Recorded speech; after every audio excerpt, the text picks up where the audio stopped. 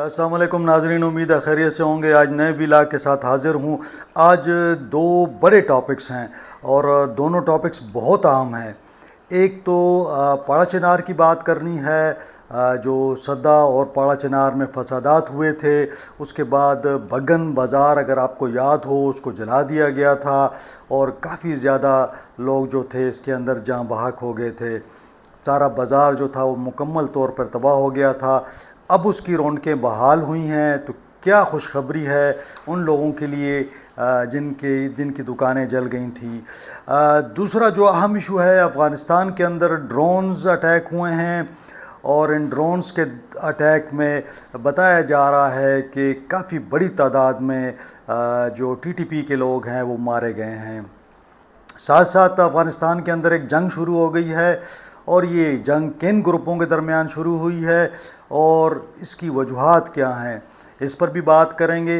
तो ये दो या तीन टॉपिक्स हैं जिन पर हम तफसील से बात करेंगे, लेकिन तफसील में जाने से पहले आपसे वही रिक्वेस्ट कि चैनल को लाइक कर लें, सब्सक्राइब कर लें और दोस्तों के साथ शेयर करना ना भूलिएगा।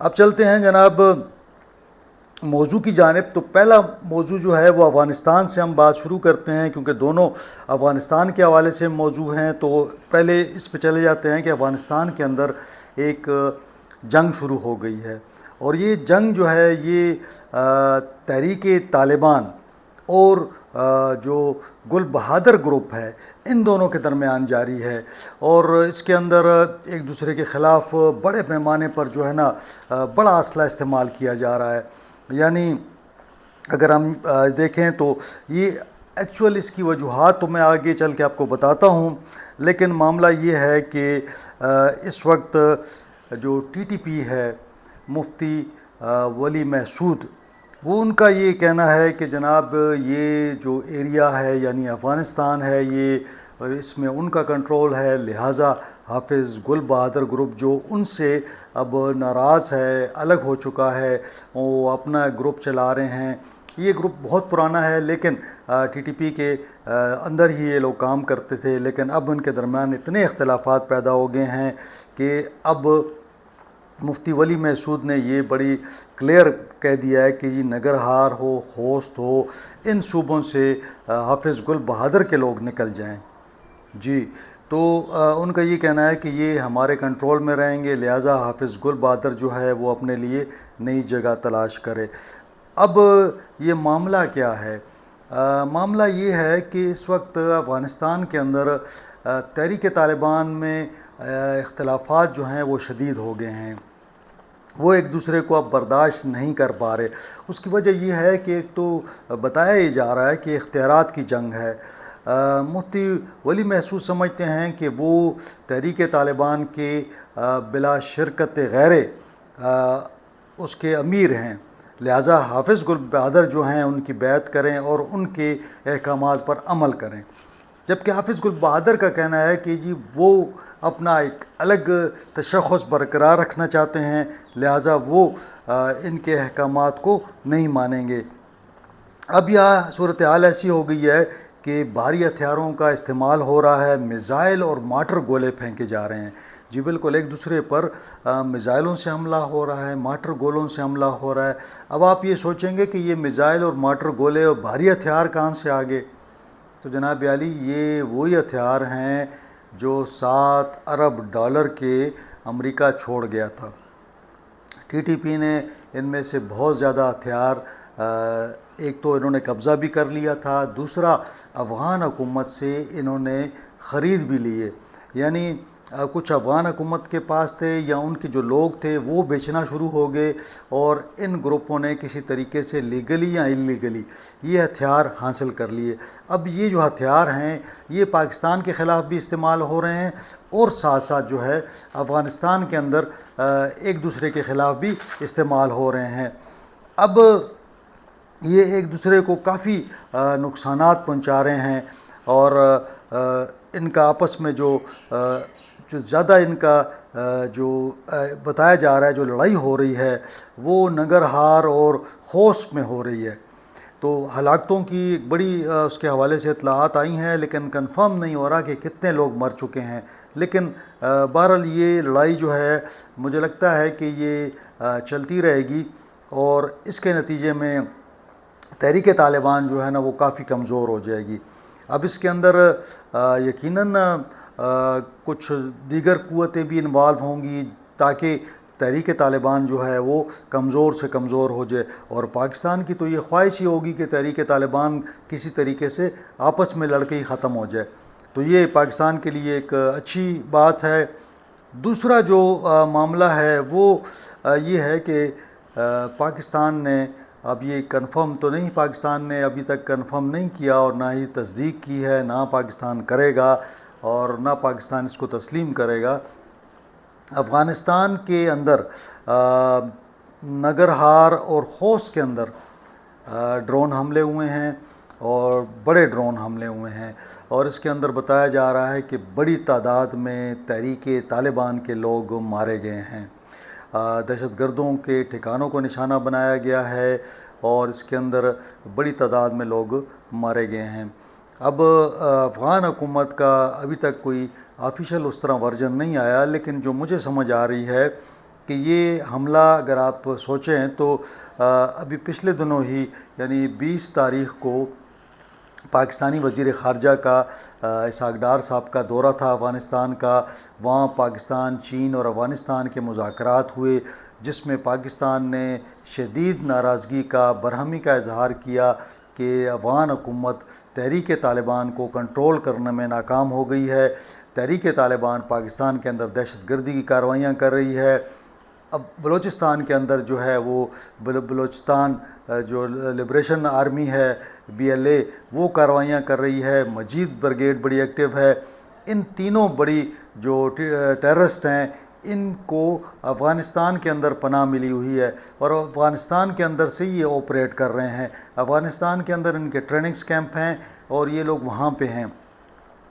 پاکستان نے اس حوالے سے کافی سارے شواہد جو تھے امریکہ کو بھی دیے، اور اسی وجہ سے BLA کو، مجید بریگیڈ کو دہشت گرد ڈکلیئر کیا گیا۔ اب افغان حکومت کو بھی شواہد بتائے گئے کہ جناب یہ لوگ وہاں پہ ہیں اور یہ لوگ یہ کارروائیاں بھی کر رہے ہیں وہاں سے۔ اب افغان حکومت وہاں پہ ظاہر ان کو بتایا گیا کہ جی آپ کا ایریا ہے اور آپ لوگ ان کو کنٹرول نہیں کر پا رہے، تو ان کے پاس بھی کوئی جواب نہیں تھا، لیکن میرا خیال میں کہ یہ ایک خاموش آپ اسے کہہ لیں انڈرسٹینڈنگ ہوگی کہ ٹھیک ہے، اگر آپ سمجھتے ہیں کہ یہ ٹھکانے دہشت گردوں کے ہیں اور آپ نے ہمیں بتا بھی دیا ہے، فہرست بتا دی ہے کہ جی یہ علاقے ہیں جہاں پہ یہ لوگ وہاں پہ چھپے ہوئے ہیں، تو پھر آپ کارروائی کر سکتے ہیں۔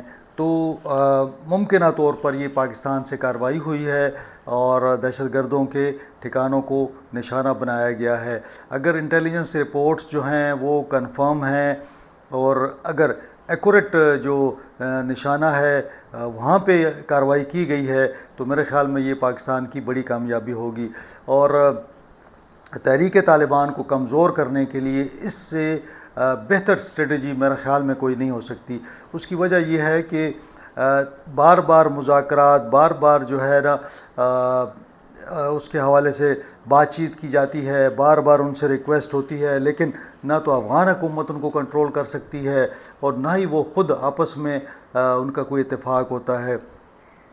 پاکستان کے اندر بھی اس وقت بڑی تعداد میں تحریک طالبان کے لوگ ہیں، تو جب تک وہاں پہ قیادت موجود ہے افغانستان کے اندر، یہاں پہ بھی جو ٹیررسٹ ہیں وہ کارروائیاں کرتے رہیں گے۔ تو یہ ایک رپورٹ آئی ہے وہاں سے جو ان کے یہ جو کنڑ اپنا یہ جو ننگرہار ہے اور خوست ہے۔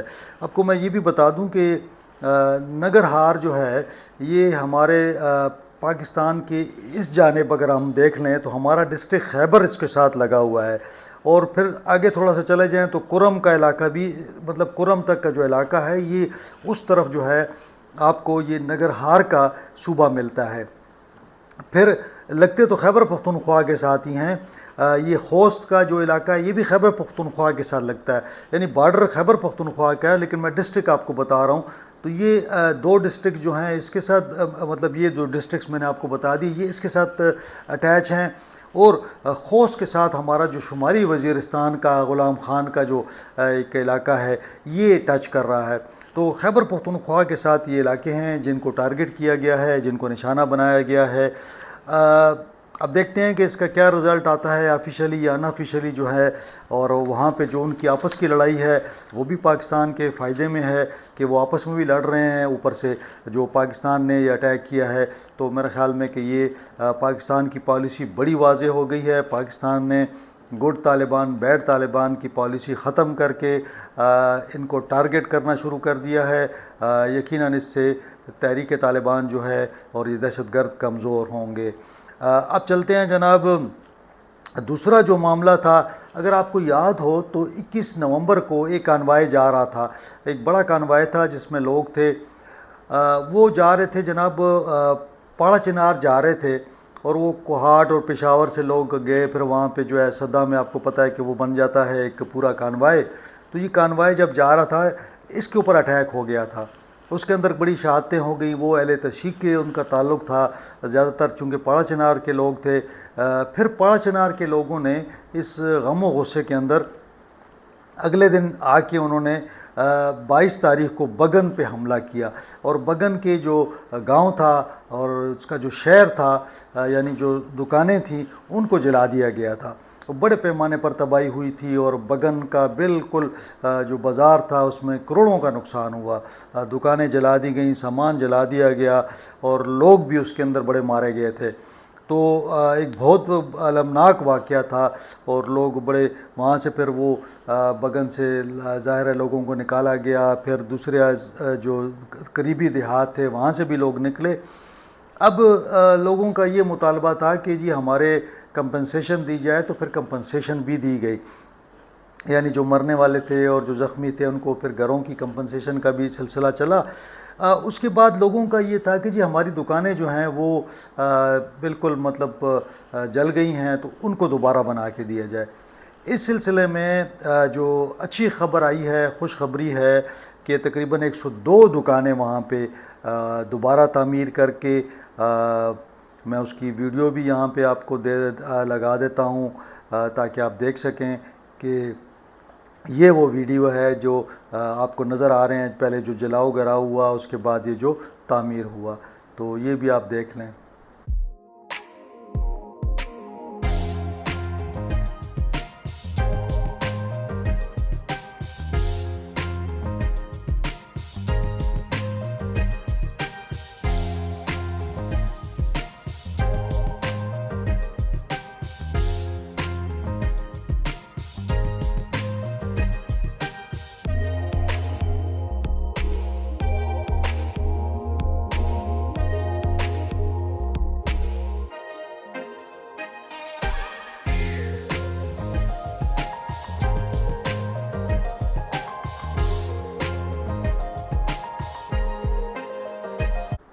تو یہ اب 102 دکانیں جو ہیں یہ تعمیر ہو گئی ہیں، اور پاک فوج کی انجینئرنگ کور اور جو ہمارے لوکل انتظامیہ ہے انہوں نے بگن بازار کو بڑا خوبصورت بحال کیا ہے۔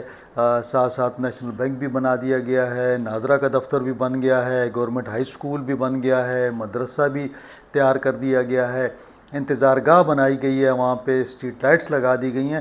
تو بگن بازار کو خوبصورت انداز سے اس کی تعمیر مکمل کی گئی ہے، اور 102 جو مالکان تھے ان کو آج ہی ان کو چابیاں حوالے کی گئی ہیں تاکہ وہ اپنا کاروبار دوبارہ شروع کر سکیں۔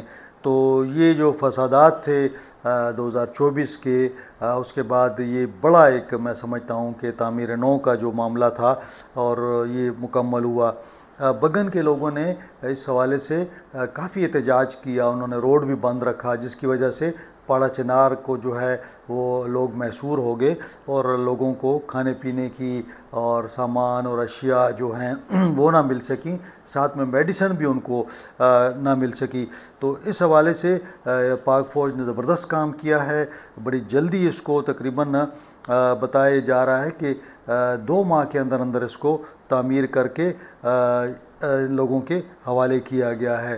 یہ اس امن معاہدے کا ایک حصہ ہے جو 2 جنوری میں ہوا تھا، جس کے بعد یہ علاقہ اور یہ جو روڈ ہے اس کو کھولا گیا، اور اب پاڑا چنار جو ہے وہ روڈ کھلا ہوا ہے۔ اگر اسی طرح ظاہر ہے کہ اگر تجارت ہوگی، بازار کھل جائے گا، لوگوں کا روزگار ہوگا اور امن ہوگا، تو لوگ جو ہیں وہ خوشحال زندگی گزار سکیں گے۔ تو یہ ایک زبردست کام ہوا ہے۔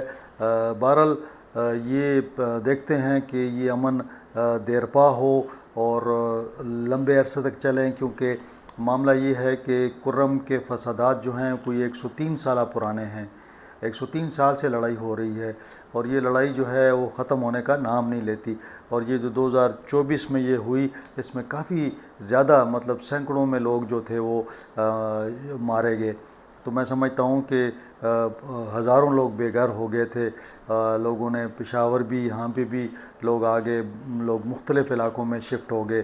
تو اب یہ ایک اچھی خبر آئی ہے، لوگ واپس چلے گئے ہیں، اپنا کاروبار سنبھال رہے ہیں۔ پاڑا چنار کے لوگ بھی انہوں نے بھی سکون کا سانس لیا ہے، اور یہ تباہی سے امن کا ایک زبردست قسم کا، جسے آپ کہتے ہیں نا کہ ایک قدم ہے، کہ جہاں تباہی ہوئی اس کے بعد دوبارہ امن بحال ہوا، اور اب جو ہے وہاں جو انفراسٹرکچر تھا اس کو تعمیر کیا گیا ہے۔